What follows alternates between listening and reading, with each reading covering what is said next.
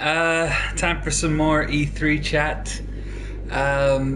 So I just finished catching up on Sony's wonderful presentation, which was kind of weirdly surreal sort of deal. I heard that they were being navigated from different locations. I only seen that happen once in the gap between The Last of Us 2 and the rest of the show, but I'm sure it probably happened more often than that. I guess they're kind of quite keen to make their show seem quite unique and stand out. And I actually have to admit that compared to what was a pretty lackluster show last year, I really enjoyed this E3, this Sony presentation. Not a lot of surprises. To be fair to them, they'd kind of put out there that they weren't going to be trying to surprise us very much as they were trying to give us a lot of information about games that we maybe hadn't heard that much about so far. But what I've got is a list of everything that's been announced and put through, and we're going to have a wee discussion about it. And I'm going to play some Stardew Valley while we're doing it.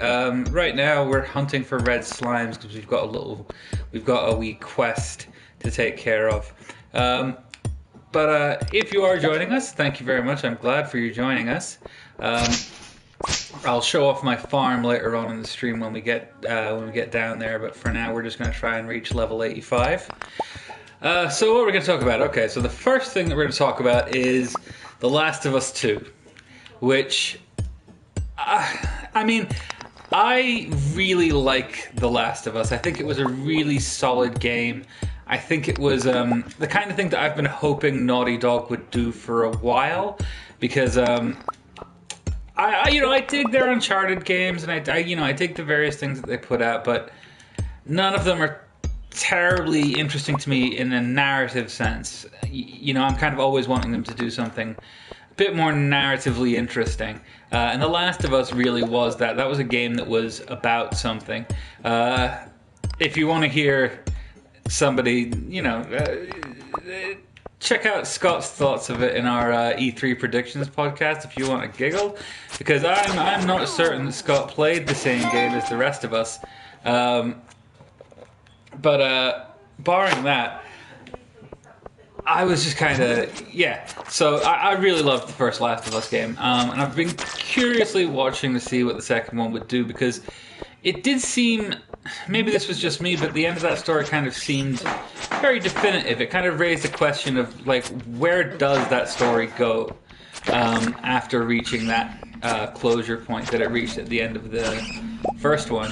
Like, that was a game with a really nice ending, and you've got to be really careful with that about, where you're going to go from there. You could really mess up a solid ending by trying to, crank out another one for the sake of cranking out another one. Now, it does seem...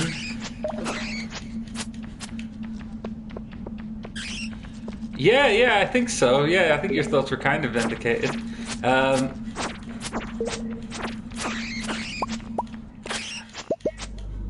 But yeah,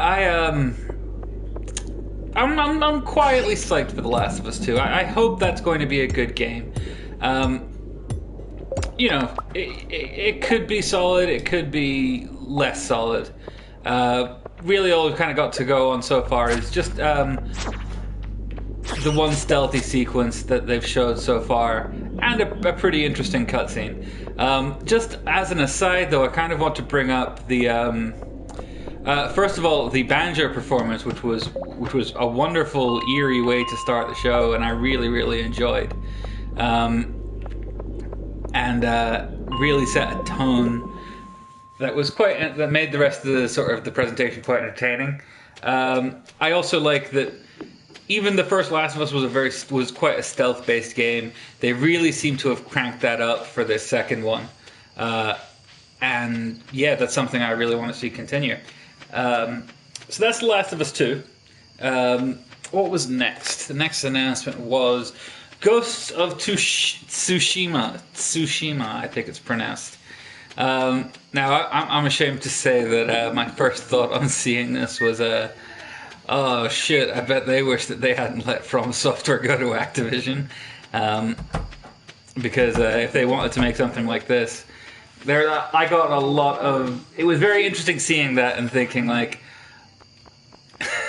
yeah, it was very interesting seeing that and thinking, you know, with oh god, what was it called? Sekiro? What's the name of the new From Software game that's going to be coming out? Hang on, let me just Google it while we're paused, because time as this game is a nightmare. Yeah, Sekiro. Sekiro Shadows Die Twice, the new From Software game. Now, if anybody's watched on this stream my particular sessions, they will know that I am a mad lover of everything that From Software do. Hey Panda, how you doing? Nice to see you're excited about that as well. I am pumped for that game. I'm actually. This was a surprisingly from Software heavy E3, considering they didn't announce the one thing that I was kind of hoping that they would, which would be the new Bloodborne. I was slightly rooting for that, but I mean, even though that didn't happen, we got a whole bunch of From Software stuff, which I was really happy with. Okay, Thunder and Lightning. That's good, because I hate doing the fucking watering the plants in the morning, so yes, it's nice to know that will be taken care of. Yeah, oh, sorry, where was I? Yeah, so Ghost of Tsushima. Ghost of Sushi. That looked like a laugh. Pretty action-y sort of gameplay. Yeah, I think that game's going to be interesting to see. I'm always interested to see a new IP anyway. Anytime somebody does something new, I'm always pumped up for it. But yeah, I'm curious to see where they're going with that. Nice to know that you've got the priorities, Susan. Yes, I will show off my farm in a moment. Okay, so brief interlude so I can show off the farm. And then we will get back to talking about E3, which is the purpose of this stream, Susan. Okay, save the game. Come on. Come on. Cool. Made a nice 7K that day. Yeah, sure. You're kidding in the sense of you're absolutely not. Hi, Emily. Here's another present. Aw, thank you. Yeah, you're probably going to super criticize my crop layout, but here we are. Welcome to Stewart Farm. Oh, totally.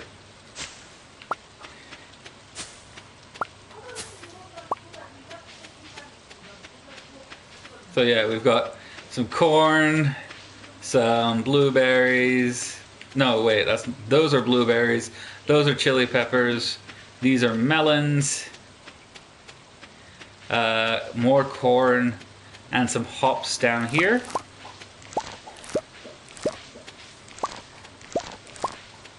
Yeah, Scott, Emily's my wife now. Sorry. I brought her more jewels. We've got some cows and some goats in here. Hey buddies, how you guys doing? So I haven't upgraded this to the deluxe farm yet, so I don't have an auto breeder in here. Auto feeder in here, sorry. Yeah, I am in year 2. Probably not doing as efficiently as I could be. I've been trying to not wiki things as much as possible. Although I have started for fulfilling the community center things.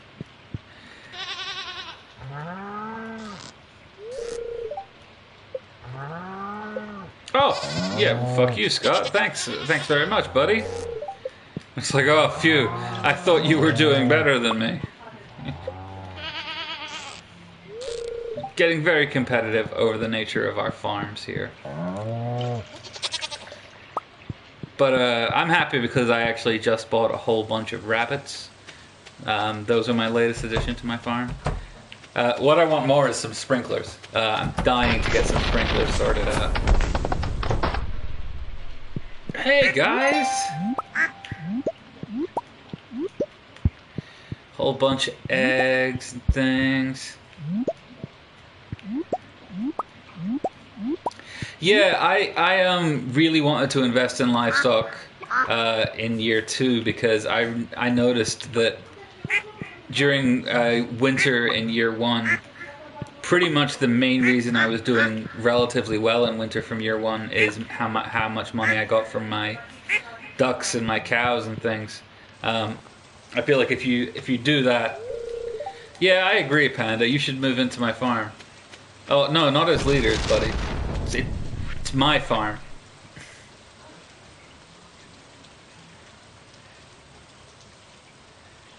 Yeah, yeah, but I didn't really focus on that until it got to winter. So I've only got about to level 85 with you with that. Right, what am I doing now? What am I doing now? Oh, I'm gonna sell all my tasty stuff because that's how I get my monies. Not selling that because I think I still need that. In fact, I think I might actually be able to finish one of my runes today, which would be good. Thank you for the gift, Emily, but I'm just gonna sell it. That's at least better than the last time you gave me some wool when I gave it back to you. Yeah, I mean, I like having enough money that like what when I'm getting upgrades, I want to just go out and harvest the resources that I need for those upgrades.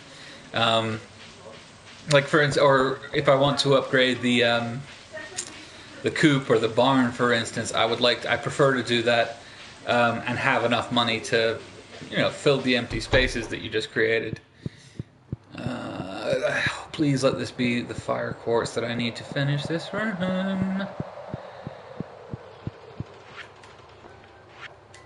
Oh, yes!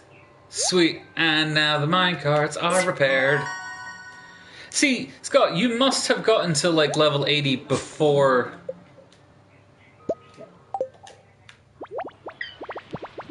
Oh my god! It's the guys, the Juminos, or whatever they're called.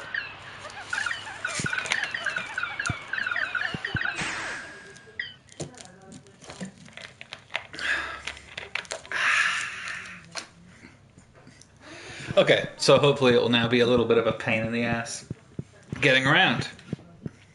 Because that's been a bit of a headache with the last few games. Okay, so back to E3. The next thing I've got on my list of interesting things that I've seen at E3 was Control, which is the new game from Remedy. Yeah, so Control is the new game from Remedy. That looks awesome, to be honest. I mean, that trailer really didn't give us much information on what that was actually about. It looked to me as if, and I mean this in the nicest possible way, I think that they've seen some video footage of Antechamber and were like, yeah, but what if you had a gun? And, I'm waiting to see what there is to it more than that. I want there to be more to it than that, because it looked awesome. Ancient drum. I've already got one of those. Ah, iridium. At last. That's really where I want to get. I want to get to that level where I can harvest iridium. Okay, let's go donate that stuff to the library. Because I know that if you do this enough, you get access to the sewers, which in turn gives you access to the iridium sprinklers. Okay, so next up, after Control, because Control, as much as I thought that was a cool trailer, and I'm very excited to see where they're going with that, that's really all I can actually say on the topic, because other than that, there really wasn't much to say about it, Like, it looks like Antechamber, but with combat. I'm into that. Antechamber was some really smart design, and I'd love to see where they're going to go with that idea. Next up, and this is a game I'm actually fucking pumped about. When I seen this footage, I was like, that is awesome. I'm so pumped. Yeah, the Resident Evil 2 remake. I love the first remake, if you will, where they, Yeah, I had a few other highlights, but that's pretty high up there. Don't get me wrong. So the Resident Evil 2 remake is going to be fucking awesome. Really rooting for that. Yeah, I mean, that's a hard statement to argue. Oh wait, no, I've got a quest to complete. Yeah, that's a hard statement to argue with. It was a very, very good game. I do slightly like. I like Nemesis a lot, to be honest. I think Nemesis is a great Wii game. You know, the actual the Nemesis itself was an awesome addition to the cast of horrors that is the Resident Evil thing. Are these working yet? No, they just repaired it today, so yeah, it's not going to be working yet. Yeah, so I love Nemesis. I actually, as much as like I think 4 is a great game. Yeah. So I think 4 is a great game.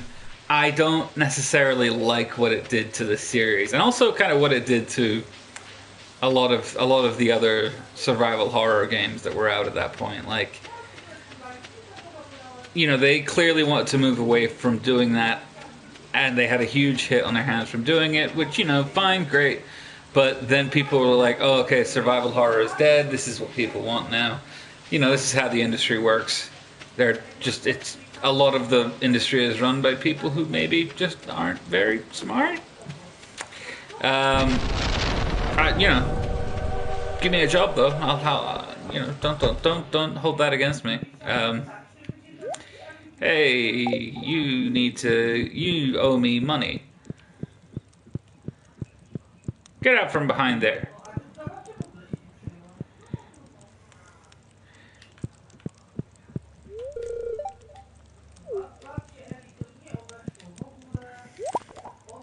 Ah, no! Did not want to buy that.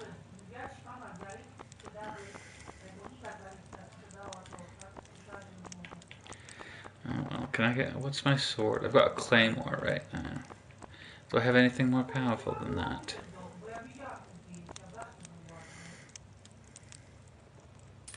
Yeah, let's go with the bone sword. Bone sword is ready. Which, that's a bit of foreshadowing for where we're going later on with this. Oh, I actually don't want to watch that. I don't want to see what they're going to do with that. I've already seen, I don't need to know what the plot of Resident Evil 2 is going to be, and I want to be surprised by what they've done to it. Anyway, let's move on from Resident Evil 2 to Kingdom Hearts 3, which I have played the first 10 minutes, I think. No, not 10 minutes. I played about the first 2 hours of Kingdom Hearts. I have not played anything in the series since. I am given to understand that even if you have, it's pretty incomprehensible. The lore is pretty hardcore for that game. Which, you know, fine. There's nothing wrong with that. Yeah. This new one looks interesting. Like, I'm kind of fascinated by this because it, you know, the being set in like this weird shared square Disney universe, you know, it gives you a lot of interesting storytelling possibilities that I'm kind of curious to see where they're gonna go. It's also absolutely mental. Like, I do not understand what is taking place in this game at all. I mean, that trailer looked great, and I'm sure if you are invested in this series so far, you probably got super pumped up when you've seen it. The one thing I will say looked pretty awesome was I think they're doing a release that includes like 1 and 2 and all the weird side games that they made, which is a great idea. That's a really good approach to take for a game that, you know, the first 2 installments came out a while ago now, and, you know, it's already got an impression of being not super accessible for newcomers. There's a lot of different things to go through and to play. So yeah, if you're gonna like, it's been a while since they did 2, so releasing 3 and packaging it in with 1 and 2 and the side stories, that that's good. It's good consumer friendly stuff to do, which is a fucking rarity in this industry. Um, okay, next up after Kingdom Hearts 3. Oh man, this game, guys, Death Stranding. What I don't understand how we kind of heard so much about Death Stranding. I feel like we've heard such a large amount of information about it, and I still have no clue what this game actually is, what it's about, what you're going to spend the majority of your time doing. Like, I don't understand what happened at the end when, like, Norman Reedus got attacked by the weird ghost things. This is. Yeah, no, I believe that. When I was doing the preview podcast that we did, V was most excited to see what they had to do about Death Stranding and if we would actually find out what the hell this game actually is. And I'm really curious to see if her answer is anything other than no, we didn't. Because somehow I think we watched about 15 minutes of footage of Death Stranding, and I still have no fucking clue what this game is going to be. I know that Norman Reedus is in it. I know that Mads Mikkelsen is in it. That's cool. I know that Kojima is around, but I am baffled by this game. I mean, I'm curious, and like I will totally play it when it comes out because, I mean, it's Kojima, right? Like the guy. I almost said he can't make a bad game, but that's not true. Kojima makes plenty of really strange, terrible decisions. But much like friend of the channel, David Cage, they're always interesting, weird decisions. Apart from when he's just like, ha ha ha, I like boobies. Which, he does do an irritatingly large amount. By the way, I was glad to see that the female character that we've seen in Death Stranding looked relatively reasonably clothed, which, hi Vice, which is a nice touch for a Kojima game.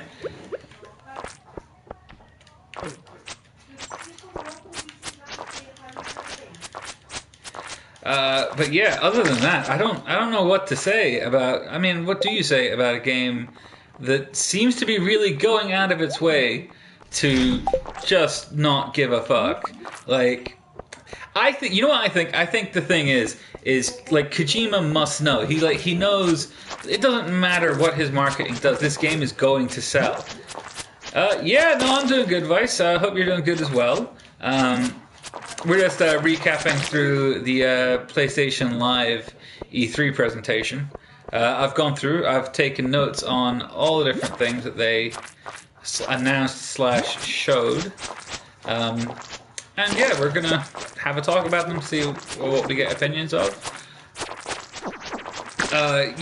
So as I was saying, my theory with Death Stranding is that Kojima knows he can just market this as this is his new game. He's not being upfront about what it's about. Because he knows that it's going to sell anyway.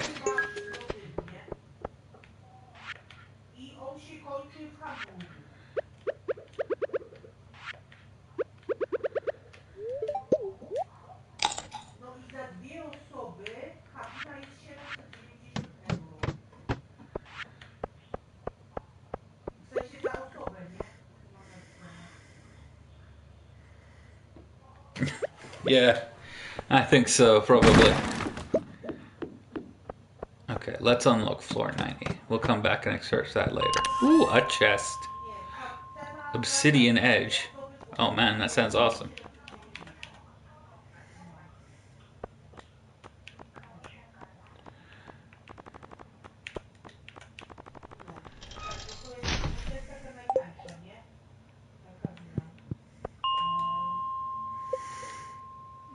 I wasn't terribly grabbed by Sonic Mania, if I'm honest with you. I kind of thought it was a bit meh.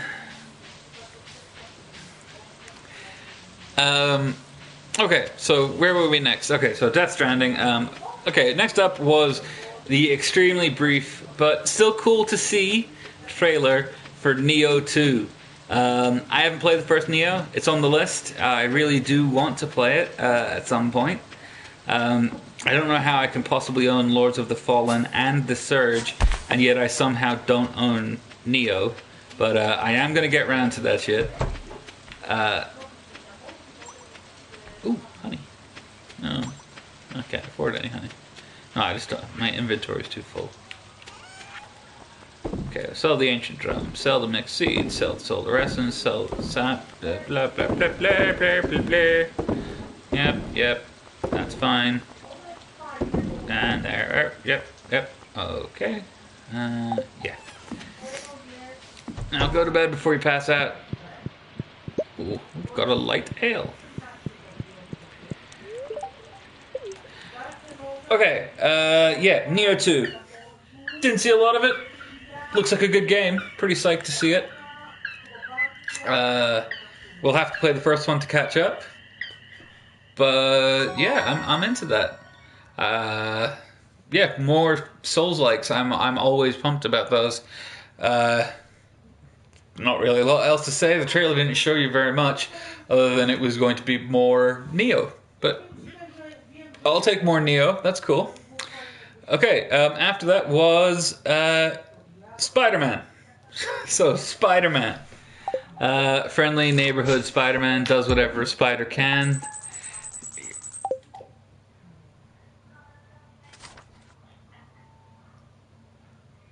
Oh, that's not a bad price. Yeah, no, I mean, if you're, I wouldn't play Neo on Steam. I'd much rather have it on the PS4.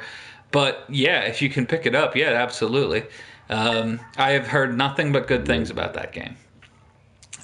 So, Spider-Man, or as I'm going to be calling it, Spider-Man Arkham Asylum, because that game it looked like Arkham Asylum. Like I don't get it, man. Like,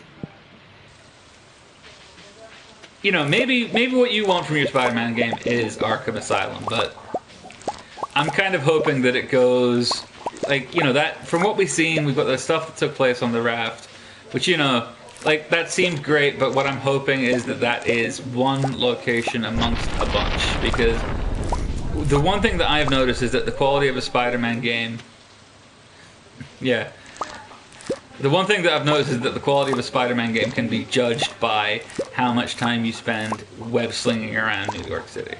I mean, that is, more than anything, the key sort of fantasy, I think, in the Spider-Man character. Like, that's what you want. Don't fucking sell the melons this time.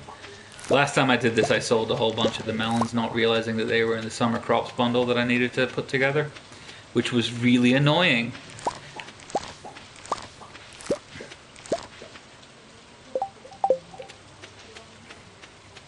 Yeah. So hopefully that was just like the sort of the intro sequence, and Spider-Man's going to head off into the greater New York area and go and have further adventures. Because if it is just that, then I don't know how sold I 100% am on the concept. I mean, it looked fun. The web slinging looks okay. Those action sequences looked a bit scripted, which caused particular concern because I didn't see any QTE buttons on the screen, which was a change to the last trailer footage that we've seen for this. And really, I would worry about how scripted those sequences are going to be.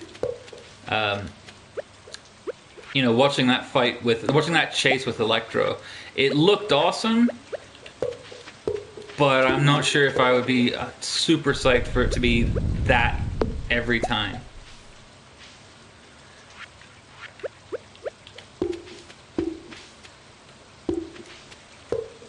But, you know, we wait that one with, you know, a relative amount of anticipation. They really seem to be giving it a big push, which I found really surprising. I actually remember at last year's E3 when that was their big debut, that was their big reveal trailer for E3 that year. You know, that was what our whole show was building up to. And I remember when that happened, I was like, really? Like, that's where we're going with this? Like, your big final announcement is Spider-Man, the game? Okay. You know, I'm not saying it's a bad choice, but it's questionable, you know what I mean?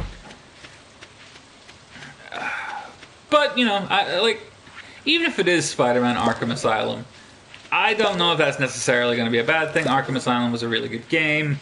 Even if that franchise ended up becoming really bloated, you know, maybe it doesn't this time. Maybe they kind of keep shit under control. Or at least in this installment, anyway. Things are more grounded, more focused around just the experience of being this particular superhero. Gotta go pet all the animals. I actually didn't realize that petting the animals makes them love you more, which in turn makes them give you more stuff. So none of my animals have been being petted, which, you know, is, I guess, a bit sad for the animals, but also, like, kind of sucks for me.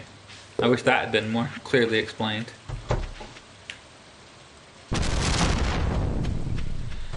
Yeah, no, totally. I mean, I would be entirely happy calling that game a Metroidvania. But yeah, I'm not sure exactly what I want from a Spider-Man game, but I'm still waiting to be impressed. Neither of the bits of footage have properly blown my mind. But then again, neither of them have made me think, oh, this game is going to be, you know, dreadful garbage. So I guess, like, all we can really do is wait and see with this one. Fingers cautiously crossed, I would say. Yeah, true, they did get really Ubisoft game. Yeah. It's frustrating how much that is the dominant archetype of games these days.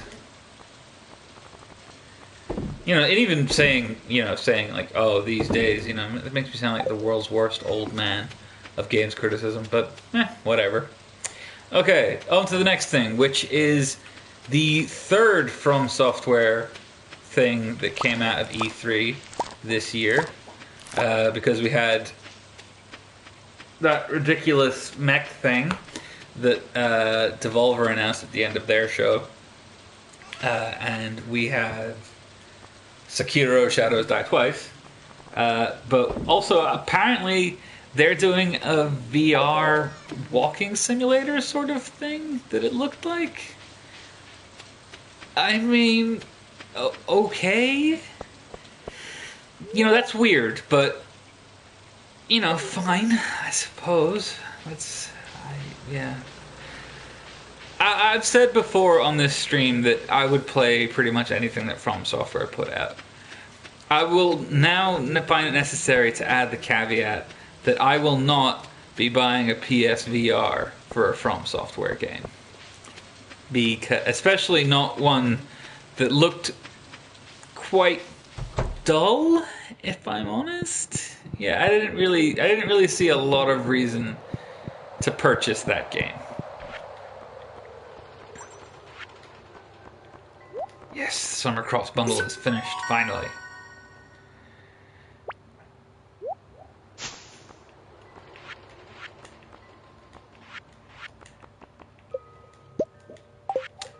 Hey, it's another sprinkler.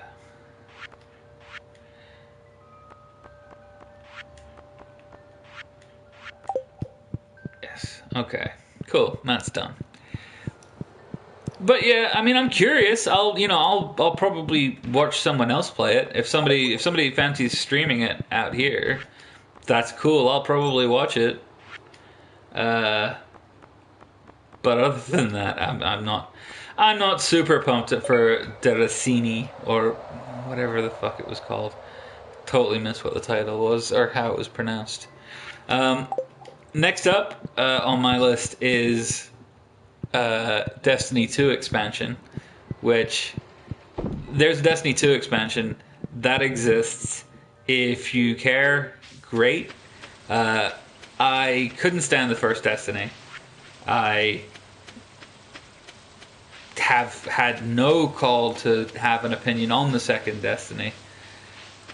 So if you're psyched about more Destiny, there's more of that coming. Hooray. Okay, what was next? The next was... This was an interesting one. This was something I was not expecting to see.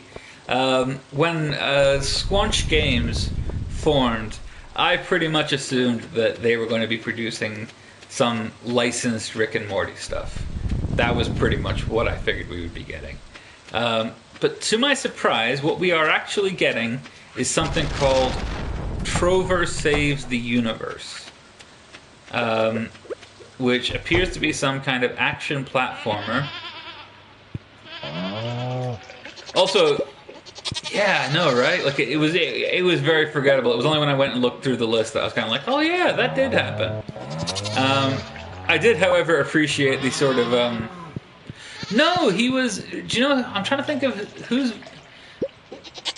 actually the voice that he was doing was. And this is going to make me sound like a complete ridiculous idiot because of all the Rick and Morty names. But it was actually the voice of Mr. Poopy Butthole. Look, I didn't write the show. That's the character's name. But yeah, if you go back and watch that trailer, that's the voice of Mr. Poopy Butthole. Although, actually, most of them are the voices of Justin Roiland. But yeah, so Trover Saves the Universe. Weird action platformer sort of deal. I'm curious, but humor is a very tricky medium for video games. Like, video games have still not fully mastered humor as their, approach de rigueur. I don't know, that sentence was weird.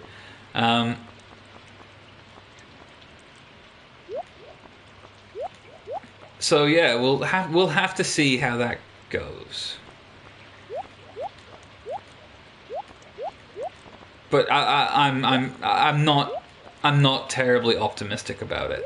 Like, if I had to pick a thing that was announced this year that I'm like, this is almost definitely gonna suck, I would probably pick Trover Saves the Universe. Just because, are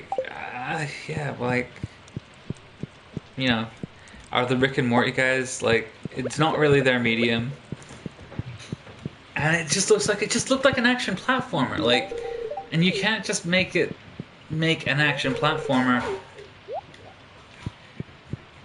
Yeah, anyway. Trover Saves the Universe. That was fine. So that was the last thing that we've seen during actual E3. There is a couple more things to discuss. Not very many, but we'll go through them pretty quickly.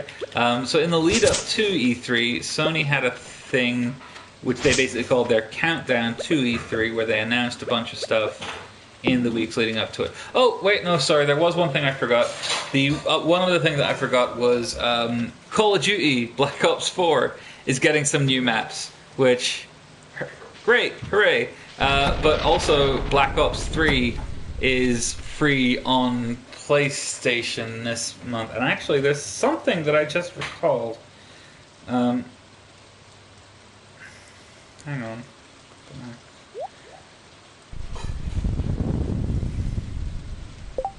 As you can see, we're super organized here. Yeah, this is something that I just remembered. But I'm trying to figure out if this is the one that I think it is.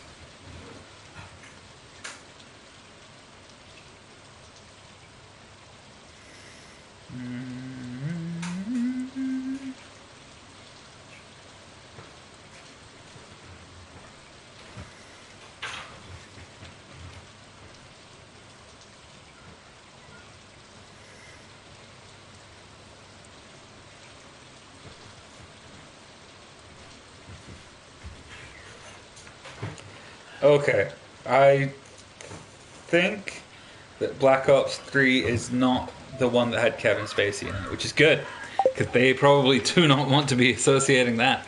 I think it is anyway. Somebody let me know if I'm wrong. If it is, he has been fully deleted from their Wikipedia page, which is probably wise, all things considered. Okay, so yeah, Black Ops 4 is getting some maps from Black Ops 1 and 2. and also Black Ops 3 is a surprise PlayStation Plus release this month, which, I mean, I wasn't fully expecting that, but it actually makes sense when you consider that PlayStation Plus's releases this month weren't. Oh yeah, Advanced Warfare. That was Kevin Spacey. Yeah. I can't imagine why he's not coming back. Anyway, yeah. So other than that, if you care about Call of Duty, great. If people request it, I don't know if they will, but I may play Black Ops 3 on stream next week. I don't often do the Call of Duty games, but there might be a laugh. They seem at least riff-worthy. Probably. Holy shit, what the... Nice, just like place a rock directly so I can't move. Thank Christ there wasn't an enemy nearby. That would have been annoying as shit. I'm going to equip that ring that I found because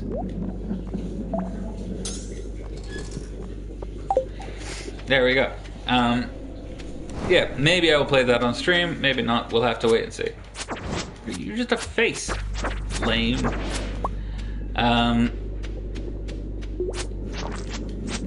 Okay, so announced during the countdown to E3 was... Oh, yes, thank you. Well pointed out, sir. Well pointed out.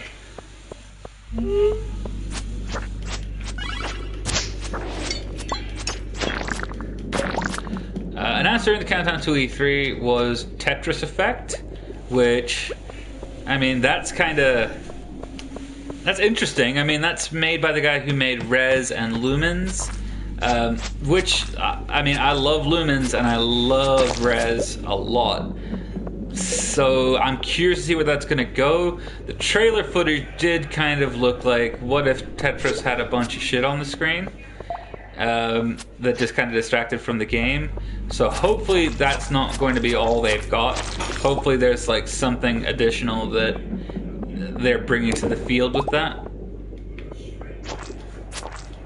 But, they should, because the guy who made Lumens, the guy who made Tetris, is a pretty good games designer. So, yeah, quietly psyched up for that one.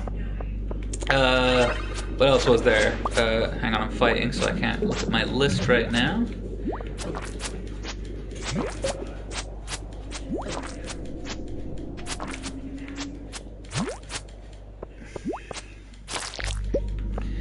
Okay. Yeah, what else was there?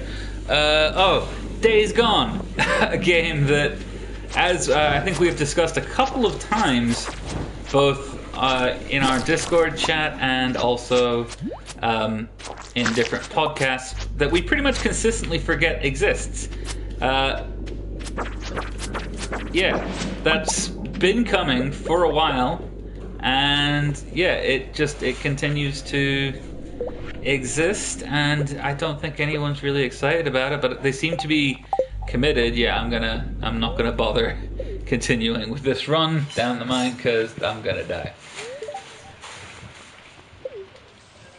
But yeah, Days Gone. If you're super psyched about a survival zombie game, then that one's coming soon, and I hope you're really looking forward to it.